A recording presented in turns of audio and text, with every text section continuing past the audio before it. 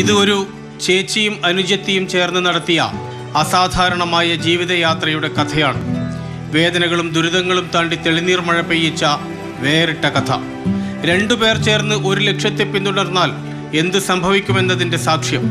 ഇന്നിപ്പോൾ ചേച്ചി Athira civil service ലക്ഷ്യം പൂർത്തീകരിച്ചു കഴിഞ്ഞു.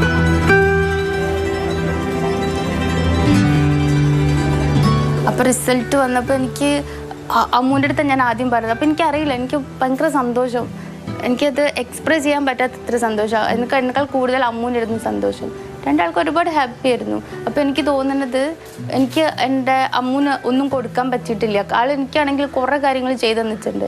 അപ്പോൾ അമ്മൂന് കൊടുക്കാൻ പറ്റുന്ന ഏറ്റവും വലിയൊരു ഗിഫ്റ്റും കൂടിയാണ് ഇത്, എൻ്റെ ഈ സക്സസ്. 2016 ഒരു സ്കൂട്ടർ അപകടമാണ് BDS വിദ്യാർത്ഥിനിയായ ആതിരയുടെ ജീവിതം തകിടം മറിച്ചത്. മരിച്ചുവെന്ന് വിധിയെഴുതി കൂട്ടുകാർ മടങ്ങാനൊരുങ്ങി. മറവി കൊണ്ടുപോയ ജീവിതം അവിടെ നിന്ന് മാറ്റിയെഴുതുകയായിരുന്നു. അപ്പോൾ അവരവിടുന്ന് ഡെത്ത് കൺഫേം ചെയ്തു, ഇനി രക്ഷിക്കാൻ പറ്റില്ല അങ്ങനെ പറഞ്ഞു. പിന്നെ ബാംഗ്ലൂരിലൊരു ഫേമസ് ഒരു ഹോസ്പിറ്റൽ, BGS ഗ്ലോബൽ ഹോസ്പിറ്റലിൽ എത്തിച്ചു. അപ്പോൾ അവരവിടുന്ന് ഡെത്ത് കേസാണെന്ന് പറഞ്ഞ് കാഷ്വാലിറ്റിയിൽ വെച്ചപ്പോഴാണ് എൻ്റെ ഒരു ഫിംഗർ മൂവ്മെൻറ്റ്സ് ഉണ്ടാവുന്നത്. അപ്പോൾ അവരവിടുന്ന് പെട്ടെന്ന് തന്നെ അവർ വെന്റിലേറ്ററിലേക്ക് ഷിഫ്റ്റ് ചെയ്തു. പിന്നെ ചേച്ചിക്ക് ആക്സിഡൻറ്റ് പറ്റിക്കഴിഞ്ഞ് ഒരു ഇൻഫെക്ഷനൊക്കെ ആയിട്ടുണ്ടായിരുന്നു. സ്പൈനൽ കോഡിനാണ് പറ്റിയത്. CSF ലീക്കേജ് വന്നിട്ട് ഇൻഫെക്ഷൻ ആയിട്ടുണ്ടായിരുന്നു. ആ ടൈമിൽ ചേച്ചീനെ കുറച്ചും കൂടി ഒരു കെയർ കൊടുക്കണം എന്ന് എനിക്ക് തോന്നി.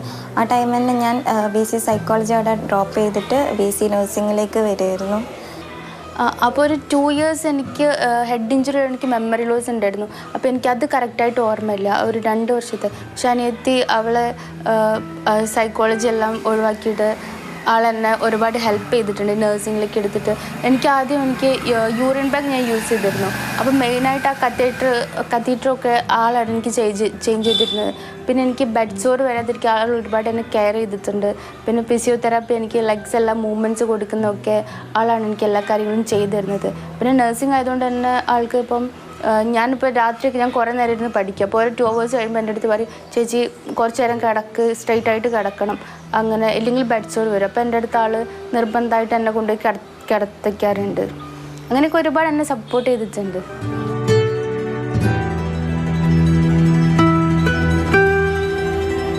അനുജത്തി അനഘ നഴ്സായി മാലാഖയായി ഒപ്പം ചേർന്നു.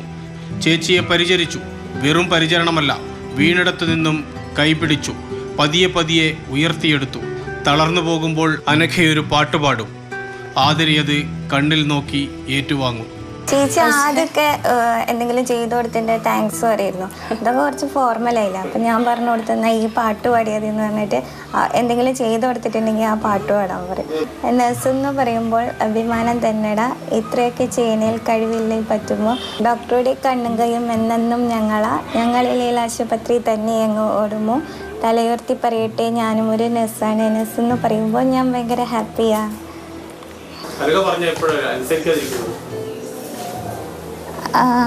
അങ്ങനെ ഇല്ലല്ലോ, പറഞ്ഞ കേൾക്കും, എല്ലാ കാര്യം പറഞ്ഞാൽ കേൾക്കും. പക്ഷെ 1-2 പ്രാവശ്യം പറയണം, അത്രേ ഉള്ളൂ. അപ്പം ഞാൻ എന്ത് കാര്യം ഉണ്ടെങ്കിലും ഞാൻ ആളോടാണ് ആദ്യം ഷെയർ ചെയ്യുക. അപ്പോൾ ഇപ്പം എന്നെക്കാൾ 5 വയസ്സ് ഇളയതാണ് ആൾ. പക്ഷേ എന്നെക്കാൾ 5 വയസ്സ് മൂത്ത ആളെ പോലെയാണ് ബിഹേവ് ചെയ്യുക. അപ്പോൾ എനിക്ക് അതിനുള്ള എന്ത് സൊല്യൂഷൻ ആളെ കയ്യിലുണ്ടാവും. അപ്പോൾ ഞാൻ എന്തുണ്ടെങ്കിലും ആളുടെ അടുത്താണ് പറയുക. ഇപ്പോൾ UPSC ബോർഡിൽ എൻ്റെ അടുത്തൊരു ക്വസ്റ്റ്യൻ ചോദിച്ചിട്ടുണ്ടായിരുന്നു, നിങ്ങളെ ബെസ്റ്റ് ഫ്രണ്ട് ആരെന്നുള്ളത്. അപ്പോൾ ഞാൻ അനിയത്തിൻ്റെ പേരാണ് പറഞ്ഞത്. അപ്പോൾ അവരെന്നോട് ചോദിച്ചു എന്തുകൊണ്ടാണ് അനിയത്തിനെ പറഞ്ഞതുള്ളത്. അപ്പോൾ ഞാൻ ഈ കാര്യങ്ങളൊക്കെ പറഞ്ഞു. അപ്പോൾ ബോർഡ് ആൻസറിൽ ഇംപ്രസ്ഡ് ആയിട്ടുണ്ട്. വീൽ ചെയർ എന്ന പരിമിതിയെ മനസ്സിന്റെ ബലം കൊണ്ട് മറികടന്നു. വീൽ ചെയർ ഒന്നിനും തടസ്സമല്ലെന്നും വീൽ ചെയർ ഒരർത്ഥത്തിൽ കരുത്താണെന്നും ആതിര മനസ്സുകൊണ്ടുറപ്പിച്ചു. പരിമിതിയെ വെറുത്തില്ല, പകരം സ്നേഹിച്ചു. എനിക്ക് ഏറ്റവും കൂടുതൽ ഇഷ്ടമുള്ളൊരു കാര്യം ചോദിച്ചാൽ എന്താ, എൻ്റെ വീൽ ചെയർ. പക്ഷെ എനിക്ക് ഇഷ്ടമില്ലാത്തൊരു കാര്യം ചോദിച്ചാൽ അതും വീൽ ചെയറാണ്. അപ്പോൾ നമുക്ക് രണ്ടും ഒരേ ഒരു കാര്യമാകുമ്പോൾ നമുക്കത് കുറച്ചൊരു ഇതായിരിക്കും. ഇത് ഞാൻ എടുക്കുമ്പോൾ ഞാൻ തന്നെ നടന്നു പോകുന്നു, ഒന്നിനും ഞാൻ ഡിപ്പെൻഡ് ചെയ്യാതെ പോകുന്ന പോലെയാണ്. എങ്കിലും ചിലപ്പോഴൊക്കെ ചിലരുണ്ടാകും സ്വപ്നങ്ങൾ തകർക്കാനും തള്ളിയിടാനും. അതുകൂടി ഉൾപ്പെടുന്നതാണ് താൻ കടന്ന കടമ്പകളെന്ന് ആതിര പറയും. വെല്ലൂർ നമ്മൾ ഫിസിയോതെറാപ്പിക്ക് വെല്ലൂരായിരുന്നു. അപ്പോൾ അവിടുത്തെ ഒരു നേഴ്സ് എൻ്റെ അടുത്ത് ഇങ്ങനെ പറഞ്ഞു, ഓക്കെ ഇനിയിപ്പോൾ ഒന്നും ചെയ്യാൻ പറ്റില്ലല്ലോ, ഇനിയിപ്പോൾ ലൈഫ് ത്രൂ ഔട്ട് ഇപ്പോൾ ഇനി വീൽ ചെയറിലായിരിക്കും, ഇനിയിപ്പോൾ വീടിൻ്റെ അടുത്ത് ഏതെങ്കിലും ഒരു ഫാൻസി സ്റ്റോർ ഇട്ടുതരാൻ പറയും, അച്ഛനോടും അമ്മയോടും പറയും, അങ്ങനെ പറഞ്ഞു. അപ്പം അതെനിക്ക് വല്ലാത്തൊരു ഷോക്കായിരുന്നു. അങ്ങനെയല്ല, ഓക്കെ ഞാനിപ്പോൾ ഡോക്ടർ ആവണം, അങ്ങനെ പഠിച്ചു, ഇപ്പോൾ MDS കംപ്ലീറ്റ് ചെയ്യണം, യൂറോപ്യൻ കൺട്രീസ് അങ്ങനെയൊക്കെ വിചാരിച്ച് നിൽക്കുന്ന ഒരാളായിരുന്നു. അപ്പോൾ എൻ്റെ അടുത്ത് പെട്ടെന്ന് ഒരു ഫാൻസി സ്റ്റോർ ഇട്ടാൽ മതി, അങ്ങനെയൊക്കെ ഒരു നേഴ്സ് പറയുമ്പോൾ അതെനിക്ക് വല്ലാത്തൊരു ഷോക്കായിരുന്നു. തിരുവനന്തപുരത്തെ അബ്സല്യൂട്ട് IAS അക്കാദമിയുടെ പരിശീലന പദ്ധതിയാണ് ആതിരയെ സിവിൽ സർവീസുകാരിയാക്കിയത്. മാവൂർ ചെറുകളത്തൂർ ദേവീ നിലയത്തിൽ LIC ഏജന്റുമാരായ സുഗതന്റെയും മിനിയുടെയും മകളാണ് ആതിരയും അനഘയും. അരുൺ കിഷോറിനൊപ്പം CK വിജയൻ, മാതൃഭൂമി ന്യൂസ്, കോഴിക്കോട്.